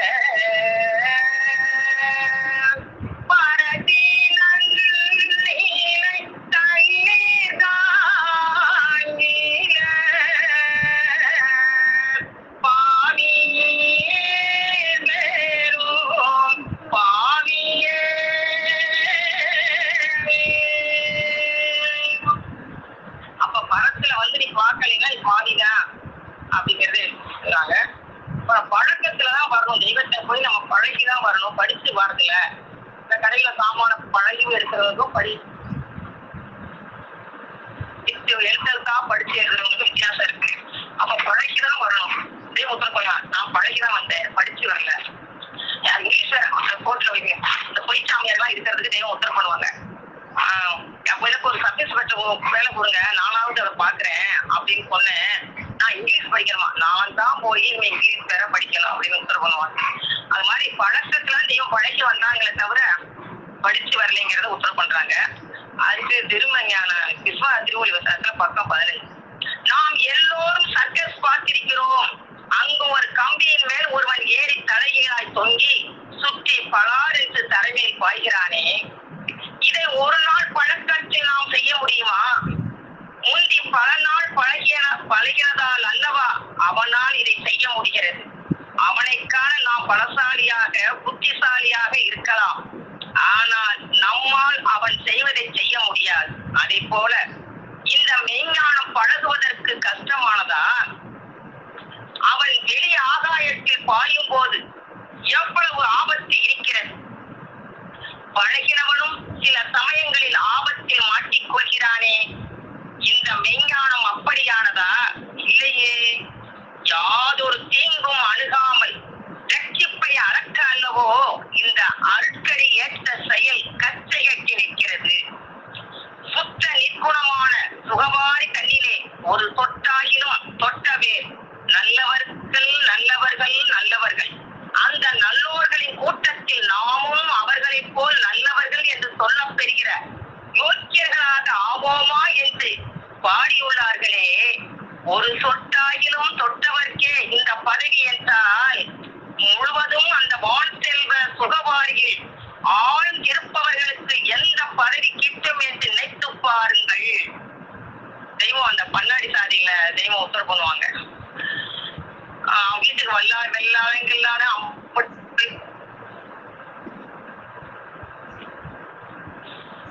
பூக்குடி தூக்குன மாதிரி ட்ரீட் போனாங்க. ஈரோடு பக்கத்துல பல்லாரி ஜாதியா கீழ்ச்சாரிக்கிறத சின்னச்சாரிக்கிறத போயிட்டு நம்மகிட்ட போயிட்டு கீழே அங்கேயும் போய் போடணும் வாங்க கொடுக்க மாட்டேன்னு. அப்புறம் காசாய் மட்டும் வாங்கினேன், கையில இடிதான் வாங்கினா. அவன் கிடைச்ச பதவி கிடைச்சா ஏன் முன்னாடிக்கு வந்துங்க உனக்கு லாபம் குறைவா அப்படின்னு உங்களோட வகைகளை கேட்கிறாங்க தெய்வம். அப்ப இது எந்த அளவுக்கு மூடி அந்த ஆத்திரத்தோடையும் வெயில ஏற்றத்தோட இருந்தவங்களுக்கு இந்த லாபம் தான் எந்த ஒரு உடல் பொருளாலையும் கஷ்டம் கொடுக்கல. அந்த உணர்வுல நீ தெய்வத்தை நம்பி அந்த பிழைப்பாய் அப்படிங்கிறத தெய்வம் எடுத்து கொடுக்குறாங்க. நினைச்சு பாருங்கிறாங்க. நீ ஒன்னும் படைச்சே கொடுக்கல, நான் படைச்சு கொடுக்கலாம் தெரிஞ்சுக்கலாம், நினைச்சு பாரு என்னங்கிறாங்க. படைத்த படைப்பெல்லாம் மனுவுக்காக, மனுவை படைத்தது தன்னை வணங்க, என்னை வணங்கு, தன்னை அறிந்தது உன்னை ஐயா அப்படின்னு எடுத்து கொடுக்குறாங்க. அச்சுவன் உலக போகங்களை விட்டுவிட்டு கடும் தவமா செய்தான். காமத்தில் பெண்களை சுற்றி திறந்தான். ஆனால் பகவானின் கருணையால் மெய்யை பெற்றார். இதோ எம் காலத்திலும் இதுதான் நடைமுறை. எம் மக்கள் தாங்கள் பணிர சப்தாராய் இது கிட்டிட்டு இல்லை, கிட்டவில்லை. நமது தவப்பெருக்கை அள்ளி கொடுத்ததால் எம் தேவ மக்களாகிய இவர்கள் மெய்நிதி பணக்காரர்களாக ஆகியுள்ளார்கள். காலகாலம் பரம்பரை பரம்பரையாக இந்த தெய்வ முதல் இப்படித்தான் மக்கள் தலைகள் வந்து கிட்டப் பெறுகிறது என்று பரமவத நித்திய வாழ்வு வரத்தை நமக்கு அளித்துக் கொண்டிருக்கும் பிரம்மபிரகாச மெய்வழி சாலையான் போற்றி வழங்கி முத்தி பெற மீண்டும் முழங்கு முயற்சி அனைவருக்கும் நமஸ்காரம். ஜீவ சகோதரி சாலை மேகலா அக்கா அவர்கள். அந்த ஆதியே துணை தொடர் முடிவுகள் பேசியதெல்லாம் பேசி விலகி சபையில விளையாட்டு நான் பண்ணுவேமா. நமஸ்காரம். ஆதியே துணை, தெய்வமே ஆண்டவங்களே குருநாதா, தெய்வத்தின் தயவுதான் தெய்வமே. எல்லா மனிதர்களுக்கும் ஏற்றத்தாழ்வு வித்தியாசம் இல்லாமல் நித்திய நன்மை அடைய வேண்டும் என்ற இறைவனின் பெருங்கருணை பேரருள் எண்ணத்தினை கொண்டு தாவுடைய நேரத்தில் மரளி கைதீட்டா வைரமணி தேகம் எடுக்கும் அந்த நித்திய நன்மை அடைய வேண்டும் என அதை திட்டவட்டமாக அறிவித்து கையில் இருமலையோடு பழக்கி வருவர்களாகிய வேதகுலநாதர் கழக்கி மகதி என்னும் மூக்குக்கு வெளியே மூச்சோடா வல்லவருடைய நமது குல தெய்வம் பிரம்மபிரகாச மெய்வழிச்சாலை ஆண்டவர்கள் நாம் பெருமாள் அவர்களை போற்றி அவருடைய திருவடிக்கு நமஸ்கரித்து சபைக்கு நமஸ்காரத்தை சொல்லி, அதாவது இட்டபடியே தன்னில தடைக்கிட்ட கிரீடம் என அவங்க தெய்வம் நம் தெய்வம் அவர்களின் வாக்கிற்கு இணங்க மக்களை வீழ்த்த வேண்டவே நீ அறுத்தும் தண்ணீரும் உணவும் அப்படின்னு சொல்லி அந்த இட்டபடி தனக்கு இட்ட தலைக்கிட்ட கீழமாக அந்த உத்தரவை ஏற்று தினமும் நம்மளுக்கு எல்லாம் அந்த வேத முத்துக்களை எடுத்து அருளி நம்மளை என்றைக்குமே தெய்வ நினைப்போடு வைத்திருக்கின்ற நம் மனத்தில் நம்ம தெய்வ இனத்தை பதியிருக்கின்ற அக்காவுக்கும் முதல் நமஸ்காரத்தை தெரிவிச்சுக்கிறேமா. இன்னைக்கு அக்கா நம்ம வேதத்தை பதிக்க, அதாவது வேதத்தை வந்து பழகிய இடத்துல பழகணும் அப்படின்னு சொல்லி வேதத்தையே நமக்கு அருளிய வேத திருமேனியாக விளக்கி நம்ம பெருமான் அவங்களுடைய அந்த வேத விளக்கங்களை, அந்த வேத பழக்கத்தை வந்து எப்படி பழகணும் அப்படிங்கிற அந்த 9 படிநிலைகளே நமக்கு அன்னைக்கு வந்து நமக்கு வந்து 3 வித படிகள் எடுத்து சொன்னாங்க. இன்னைக்கு வந்து அடுத்த படிகளாக்கி அந்த 8 9 இடைகளை நமக்கு வந்து எடுத்து கொடுத்துருக்காங்க. அப்போ நம்ம வந்து அந்த 9 இடையில ஃபர்ஸ்ட் நம்ம சிரவணா பார்த்தோம். அதாவது செறி உணவாக நம்மளுடைய தெய்வத்தினுடைய அந்த ஆலவாய் அப்படியே கொண்டு செறி உணவை கொண்டு நம்ம மனத்தை வந்து செம்மைப்படுத்திக் கொள்வது. அப்புறம் அந்த கீர்த்தனம் அவங்களுடைய புகழை, நம்ம தெய்வத்தினுடைய புகழை வந்து நம்ம எடுத்து பாடி சோத்திர பாடலை பாடி அவங்களுடைய புகழை எடுத்து தினமும் பாடக்கூடிய நாவை பெற்றவர்களாக இருப்பது. அடுத்து ஸ்மரணம், அதாவது நம்ம நினைவுல நம்ம சிந்தித்து நம்ம தெய்வத்தை நம்ம மனதார சிந்தித்து அவங்களே அபயம் சொல்லி அவங்களுடைய திருவடியை நம்ம பற்றி கொண்டு என்றென்றும் அவங்களுடைய நினைவுலேயே சித்தத்துல அவங்களை பதிய வச்சு கொள்றது. அப்புறம் அன்னைக்கு வந்து அவங்களுக்கு வந்து பாத சேவனம், நம்ம தெய்வத்தினுடைய பாதம், அதாவது நம்ம பொழுமுனையாம் கதிர்முனையில் ஆடும் பாதம், கோடான கோடி வரை புகழும் பாதம், தளிரிலை பூ காய்பலமாய் தொறிந்த பாதம், சகல மனும் ஜீவனிலும் ஆடும் பாதம். நம்ம தெய்வத்தினுடைய திரு பாதங்களை பழுதுலகாத ஆலயத்தின் கமல பாதம், சொந்தருள்ள கோயிலுள்ள பூத்த பாதம், நம்பினவன் பழுதழகா நல்குமன தவிர்த்ததுவே நாச பாதம், நம்பினவன் குடித்திருவன் நேரும் காப்பே.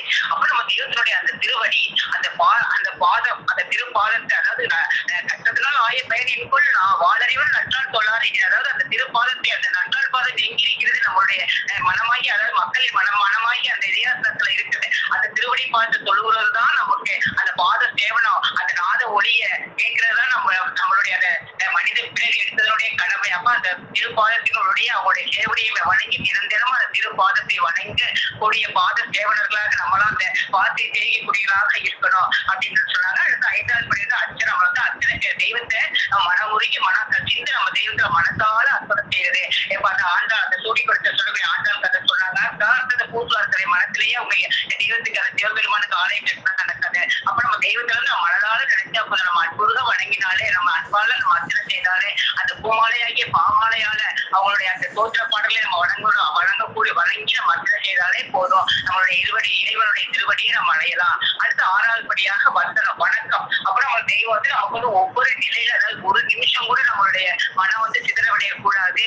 அப்போது என் முன்னில் இருக்கும் போதுதான் ஒரு மனம் வந்து, அதாவது நம்ம நினைவு ஓடக்கூடியதெல்லாம் நோய் சஞ்சரிக்கும் பாதைகளாக தான் இருக்கு, நிலைகளாக தான் இருக்கு. அதனால நீ என் முன்னில் அமரும் போதுதான் உங்களுடைய நினைவு வந்து உள்ளடக்கி ஓடுது, உள்ளே ஓடும், அந்த மூச்சு உள்ள அடங்குது, அறிவு போக்குது. அப்ப தினமும் நம்ம வந்து அவங்களுடைய நினைவிலேயே இருக்கணும். அப்ப அவங்களுடைய வணக்கம், அப்ப முறையான வணக்கம், மாசற்ற இரக்கம், வருங்கால தீர்க்கம், அந்த முறையில வந்து நம்ம வந்து தெய்வத்தை வந்து வணங்கக்கூடிய அந்த 6வது முறையாக அந்த வந்தனத்தை சொன்னாங்க.